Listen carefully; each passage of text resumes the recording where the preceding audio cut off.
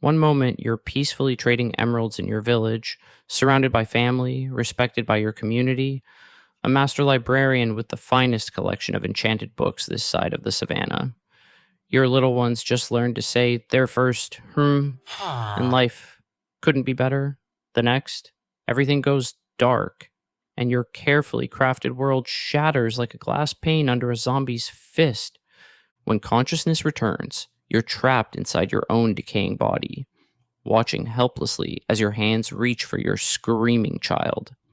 This is your new reality as a zombie villager, and what's about to unfold will haunt you forever. But first, let's talk about what you've lost. Not just your humanity, but your entire identity as a respected village elder, a loving parent, a skilled trader who could calculate emerald exchange rates faster than a redstone comparator. The transformation isn't quick, and that's the first cruel joke of many. You feel every excruciating second as the infection corrupts not just your body, but your mind, your memories, trading with players, growing crops, raising your family. They're still there, but now twisted by an insatiable hunger. Every familiar face becomes prey. Every loved one, a potential meal. Your own reflection in water shows a monster wearing your clothes, but your consciousness remains intact enough to understand exactly what you've become. The cruel irony? You're still aware enough to recognize your family, but powerless to stop yourself from hunting them. Your spouse barricades themselves inside what was once your shared home, using the very iron door you installed last week to keep the children safe, the trading hall you spent years building, each item frame meticulously placed, each chest carefully labeled.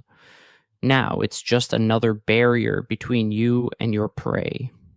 Your fellow villagers, who once sought your wisdom as the village librarian, now flee in terror, their hums transformed from greetings to screams. The iron golems, now there's a special kind of betrayal. These gentle giants you helped create, whom you've watched protect your village since they first emerged from the pumpkin ritual, now hunt you with cold, mechanical efficiency. You remember naming them, decorating their pedestals with flowers every spring. Now they swing their massive arms at you with the same ruthless precision they once used to protect you. You've become a pariah in your own home, an outcast in your own story. The physical torment is relentless, but it's not just about pain. It's about the complete betrayal of everything you once knew. Sunlight, which once blessed your crops and warmed your trading post, now scorches your flesh. But you can't die. You just burn and burn and burn, trapped in an endless cycle of agony.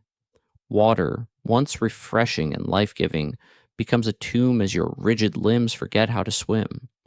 The very elements that sustained your village life now torture you endlessly. But the physical pain pales compared to the psychological torture of watching yourself try to break down the door to your own home, knowing your family cowers inside. You can hear your children whimpering, your spouse trying to comfort them with stories of how this isn't really their parent anymore. But they're wrong. You're still there, screaming silently behind eyes that no longer obey you, watching your own hands splinter the wood of the door you carved yourself.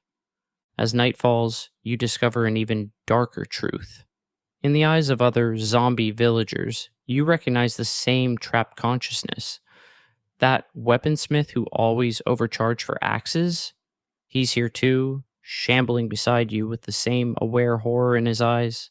The farmer who shared crops with your family during the last raid, she's clawing at her own daughter's window.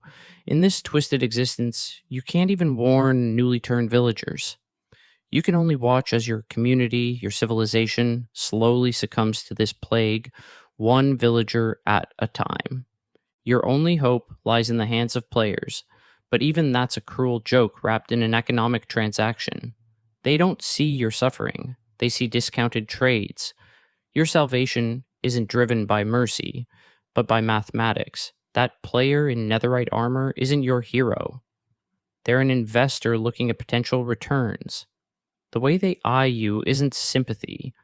It's the same look you used to give particularly profitable trades back when you were the one behind the lectern. The cure itself, it feels like dying all over again, but slower and with full awareness of every excruciating detail. The weakness potion hits first, making your already uncontrollable limbs feel like they're made of wet clay. Then comes the golden apple, its magic forcing transformation through every cell. 3 minutes of agony that stretch into eternity, your body literally rebuilding itself while your mind records every second.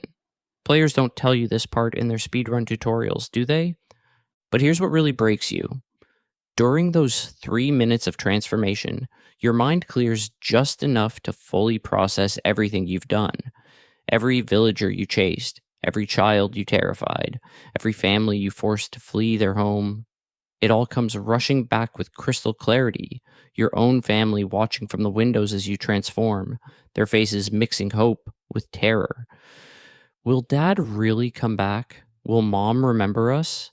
Is it really a cure or just another cruel twist in this nightmare? If you survive the cure, and not everyone does, you're left with the memories, the faces of those you hunted, the knowledge of what you almost did to your own family. Your trades may be discounted, but they're paid for in trauma. The village welcomes you back, but nothing is the same.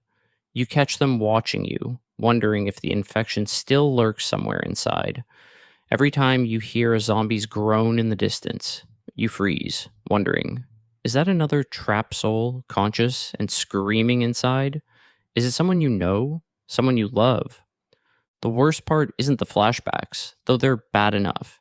It's not the way your hands still sometimes twitch toward villagers instead of trades, or how you can't look at raw meat without feeling that horrible hunger again. No, the worst part is knowing exactly what consciousness remains in every zombie villager you see. That shuffling figure outside your new iron doors, that could be your best friend, experiencing the same horror you endured. But now you're on the other side of the door, listening to their fists pound against wood, unable to help. You try to warn others. You develop elaborate systems of barricades, create new protocols for night safety.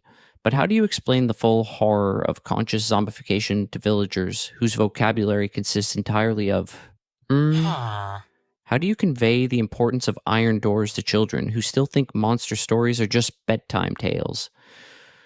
Your wisdom comes from trauma they can't comprehend until it's too late. In the end, you're left standing at your trading table, physically cured, but forever changed. Players come and go, celebrating their discounted trades, never knowing that behind your herm lies the memory of what it means to lose everything. Your humanity, your dignity, your family, and the harsh reality that it could happen again at any moment. You've become a living warning system, a survivor whose every trade carries the weight of terrible knowledge. Because in this world, every villager is just one bite away from experiencing this living nightmare. And as you stand in your new trading hall, watching the sunset through iron-barred windows, you realize the true horror isn't what you experienced. It's that somewhere out there, right now, another villager is about to learn exactly what you know. That consciousness is a curse when you can't control what your body does with it. That being a zombie villager isn't just about transformation. It's about carrying the weight of awareness through every second of an unthinkable existence. And still, you trade. Because what else can you do? The emeralds keep flowing, the players keep coming, and somewhere in the distance, another villager is about to discover just how bad it sucks to be born again as a zombie villager.